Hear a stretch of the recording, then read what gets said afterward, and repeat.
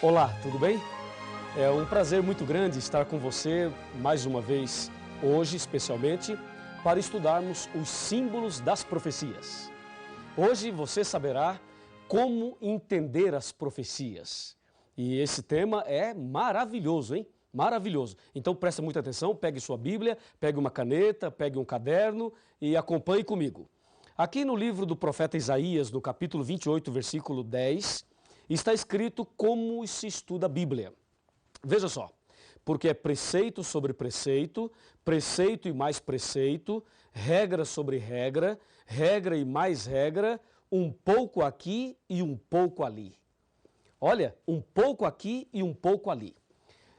Querido amigo, querida amiga, a Bíblia Sagrada apresenta todos os temas. Ela revela tudo realmente, como vimos no tema anterior. Então, uma coisa as pessoas não entendem. Por exemplo, se a pessoa quer estudar sobre a volta de Jesus, ela não vai encontrar na Bíblia uma página que fale tudo sobre a volta de Jesus.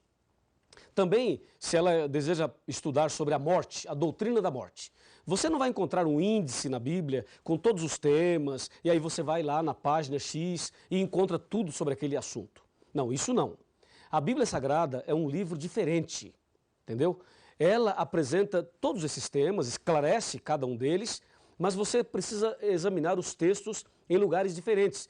Você pega um versículo em Isaías, um outro em Mateus, um outro no Apocalipse, um outro em Daniel, um outro em Gênesis, falando do mesmo assunto.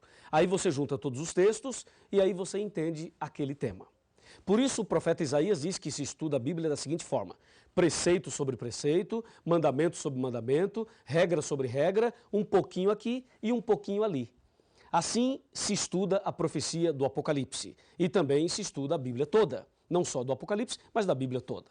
Então vamos saber hoje alguns detalhes importantes das profecias para sabermos como devemos entender segundo a vontade de Deus. Então vamos conversar sobre isso, tá legal? Me acompanhe aqui e vamos ver isto na Bíblia.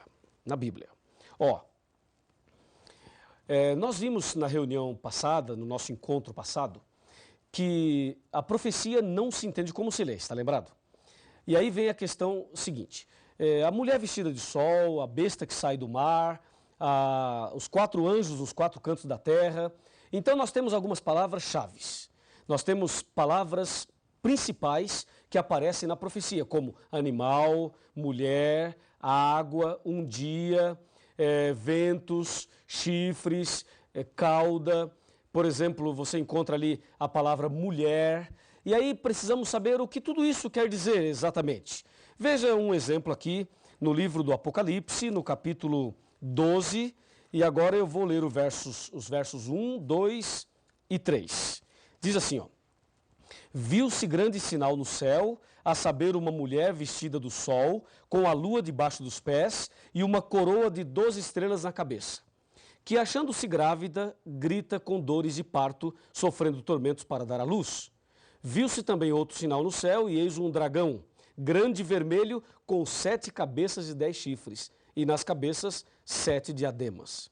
A sua cauda arrastava a terça parte das estrelas do céu, as quais lançou por terra, e o dragão se deteve em frente da mulher, que estava para dar à luz, a fim de lhe devorar o filho quando nascesse. Veja, uma leitura dessa é confusa para muita gente. Então nós precisamos saber o que essas palavras significam.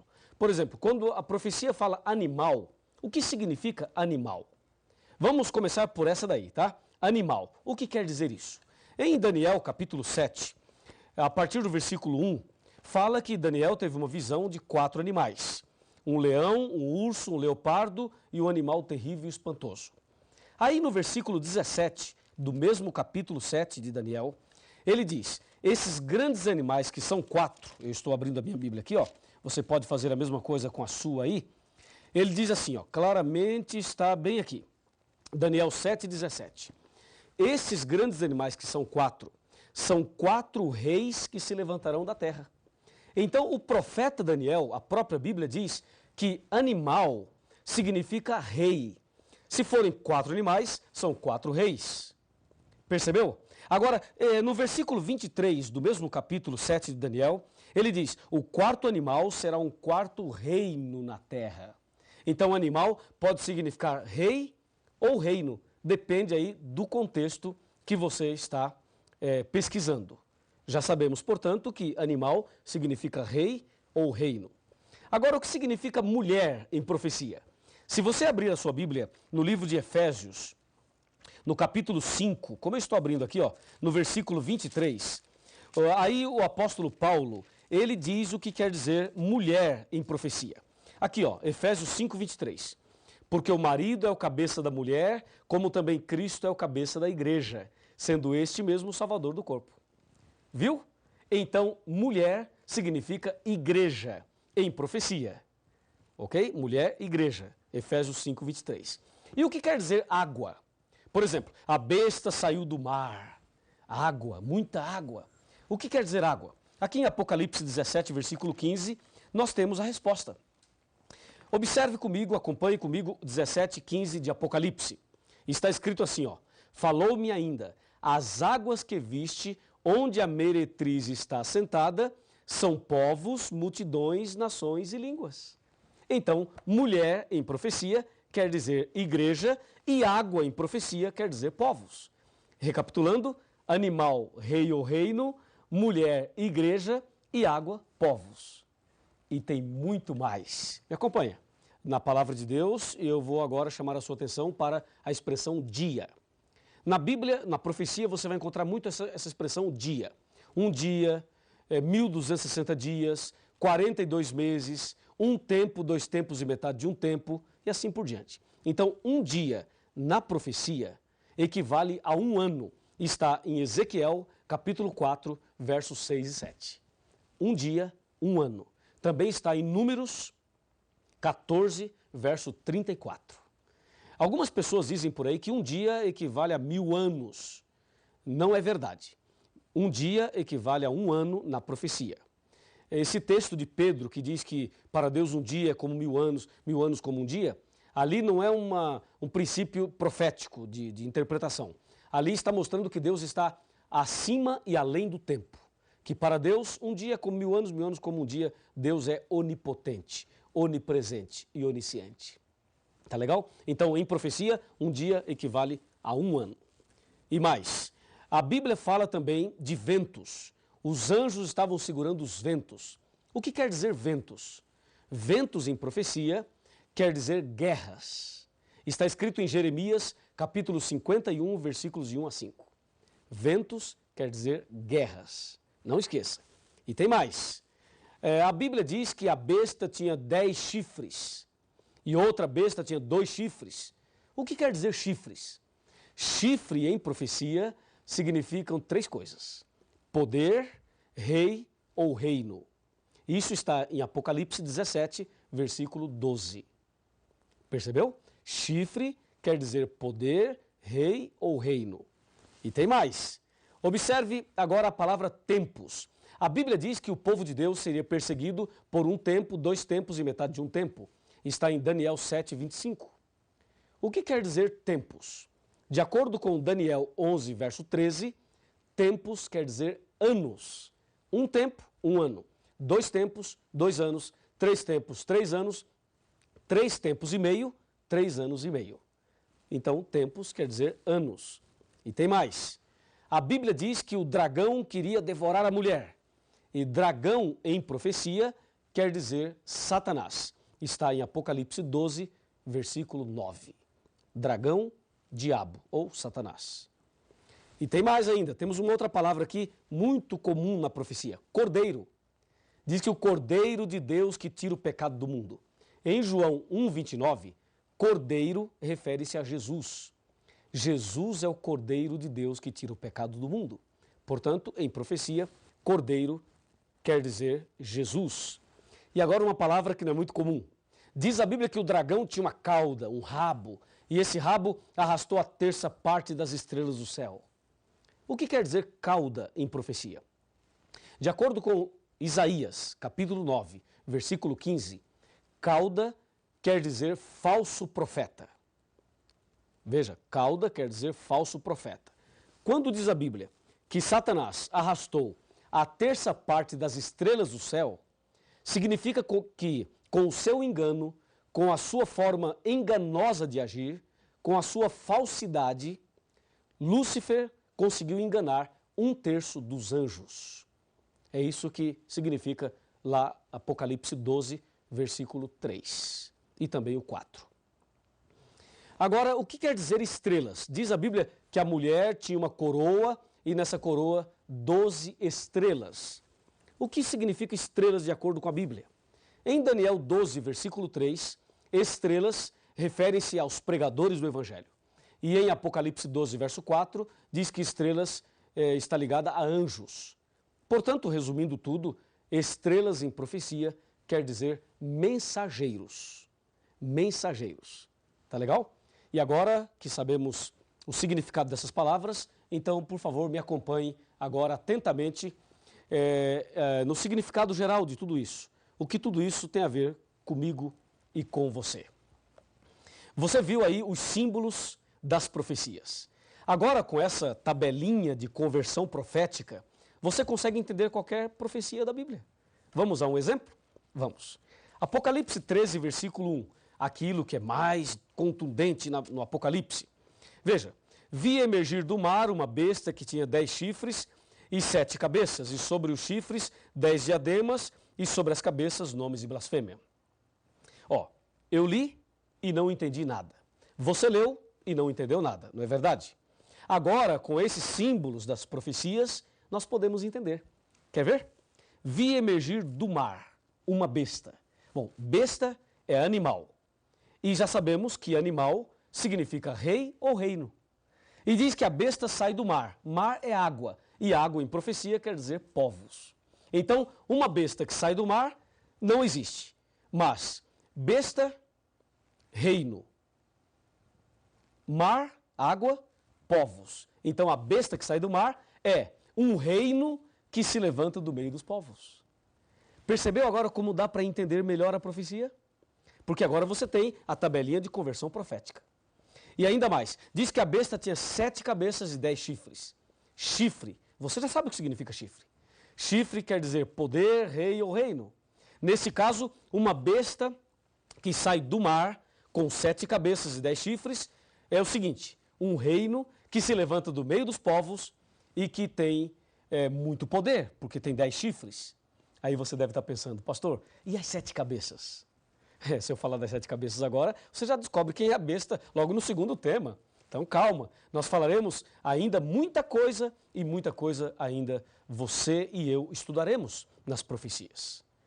Aqui é apenas um exemplo. Veja um outro exemplo muito claro, aqui no próprio texto do capítulo 12 de Apocalipse. Quando ele diz que ele viu uma mulher, um sinal e uma mulher vestida do sol. Mulher significa igreja. Agora você já sabe.